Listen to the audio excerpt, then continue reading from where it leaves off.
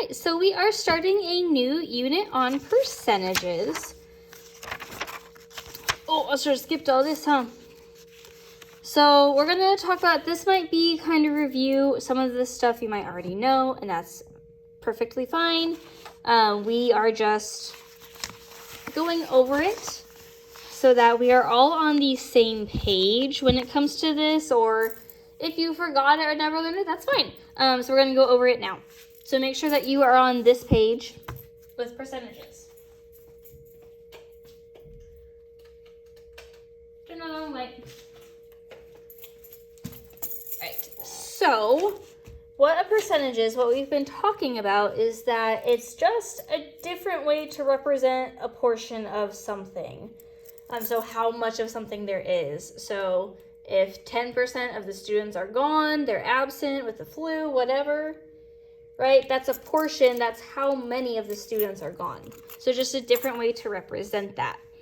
And so different ways you can represent amounts are with fractions, with decimals, and percentages. And so they are just different forms of the same thing. And we use them to compare different ways, right? Sometimes if the fractions don't match, one of the other ways might be easier. So we are going to say, the goal right now is we're not going to necessarily use percentages, but we are going to be able to convert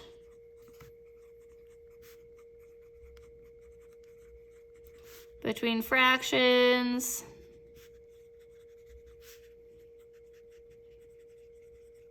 decimals, and percentages.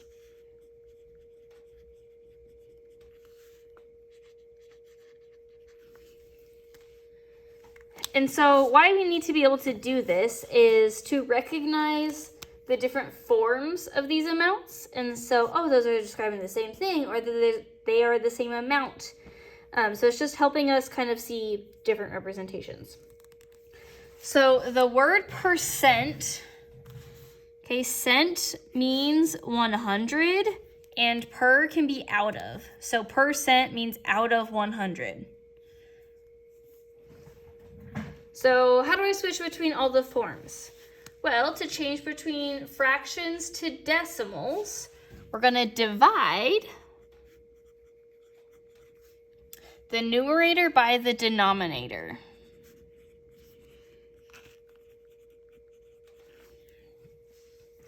And the order of your numbers does matter.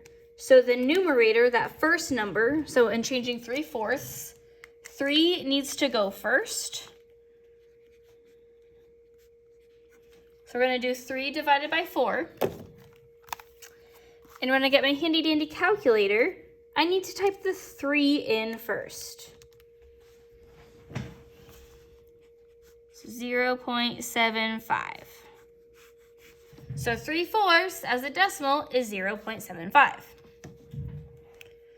So that's from a fraction to a decimal. So now change a decimal to a percent. Okay, we're gonna multiply. And percent means 100, so we're gonna multiply by 100. And don't forget the percent sign, right? Otherwise it's just a number, right? It's not a percent without a percent sign. So to change 0.75 to a percent, I'm gonna do 0.75 times 100 is 75%.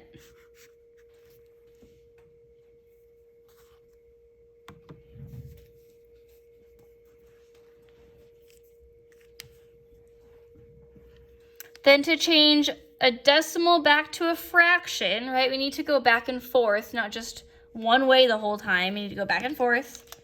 Okay, you're gonna write the fraction as you read it by using the place value. And then you're gonna reduce. So the decimal 0.25 can be read also as 25 hundredths, right? So the 5 is in the hundredths place. So it needs to be out of 100. And then reducing means we're gonna divide both the numerator and denominator by the same number every time.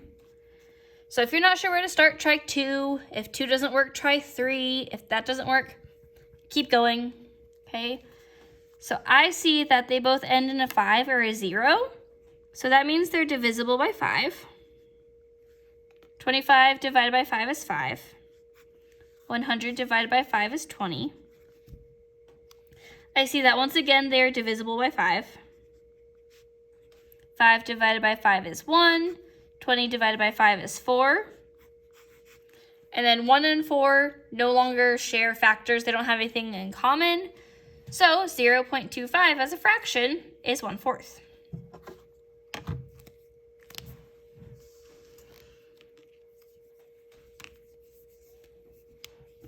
All right, so then a decimal to a percent was multiplying by 100. So since we're going the other way of a percent to a decimal, okay, we're going to divide by 100. And in a second, I'm going to show you the back of the paper and give you an example of an easier way to go between all these. So we start by taking our percent. We take 80% and we divide by 100. Oh, this should say percent.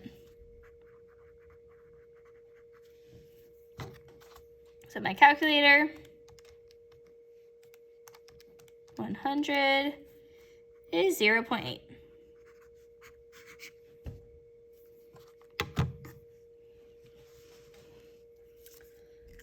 And then finally, a percent to a fraction. So you're going to start by writing it as a fraction. And percent means out of 100, so you're going to write it as a fraction out of 100. And then anytime we see a fraction, we should be reducing. You might also see it called simplest terms or simplifying. So 20% literally means 20 out of 100. If they both end in 0, I can divide by 10. Both with 2/10. Those are even numbers. I can divide them both by 2. 2 divided by 2 is 1. 10 divided by 2 is 5. So 20% is 1/5. All right, and then sometimes you don't have super nice numbers that end like 0.2, 0.14. They have repeating patterns. So when a decimal has a repeating pattern, you're going to draw a line over the repeating numbers.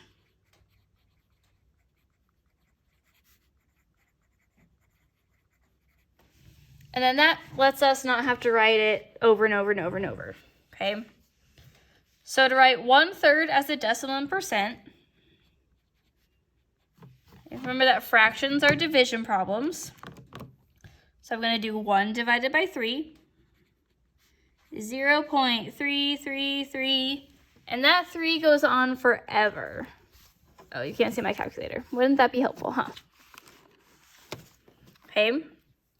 So what I can do is I can draw a bar over the number that repeats. So since the 3 repeats, I draw a bar over the 3. Then to change that to a percentage, I would multiply it by 100. And again, after the decimal, that 3 goes on for forever. So 33.3, then a bar over the number that repeats, percent. So that is just a shorthand, a little notation, something we write to help us so that I don't have to write 3 over and over. That would be annoying. I don't want to use my time to do that, okay? Right, so quickly, I'm going to do the first one, or one of them from the practice with you. Let's do number 4. Okay, so to change 1/8 to a decimal, we're going this way. We're going to do 1 divided by 8. Remember that the 1 has to go first in our calculator. Get 0.125. And then to change a decimal to a percent, we're going to multiply by 100 is 12.5. All